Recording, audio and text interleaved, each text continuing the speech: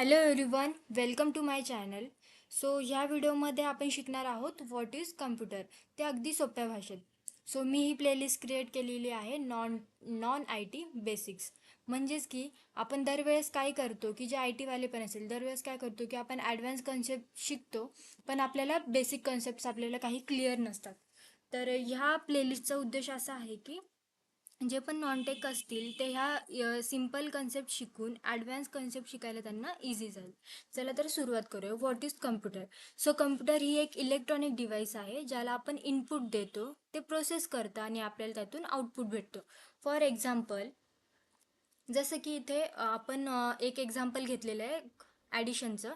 1+1 ते कॅल्क्युलेशन करतं, ते प्रोसेस करतं आणि आपल्याला आउटपुट भेटतं 2. इनपुट म्हणजे काय असतो? इनपुट म्हणजे इथे असतो की आपण कीबोर्ड थ्रू आपण इनपुट दिला 1+1 किंवा माऊस वगैरे आपण यूज केला, हे इनपुट डिव्हायसेस झाले आपले. मग प्रोसेस म्हणजे काय? तर कम्प्युटर हा CPU यूज करतो प्रोसेसिंगसाठी. समजा आता कॅल्क्युलेटर असेल, 1+1 टाकलं, त्याचं कॅल्क्युलेशन ते बॅकएंडला ते प्रोसेस होतं आहे, मगच आपल्याला आउटपुट हा 2 भेटतो आहे. सो आउटपुट आपल्याला मॉनिटर थ्रू भेटतं आहे, आपल्या स्क्रीन थ्रू यूजर पाहू शकतो की बाबा हां, त्याचा आउटपुट 2 आलेला आहे. सो आपण एक सिम्पल डेफिनेशन पाहूया.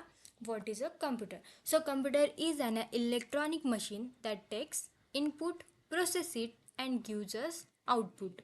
सो ही सिम्पल डेफिनेशन झाली व्हॉट इज कम्प्युटर. सो कम्प्युटरचे खूप सारे युजेस आहे. होप करते की तुम्हाला कम्प्युटर म्हणजे काय समजलंच असेल. भेटूया पुढच्या व्हिडिओमध्ये आपण बघणार आहोत की इंटरनेट म्हणजे काय. सो अशाच व्हिडिओसाठी लाईक करा, सबस्क्राईब करा. Follow for more videos.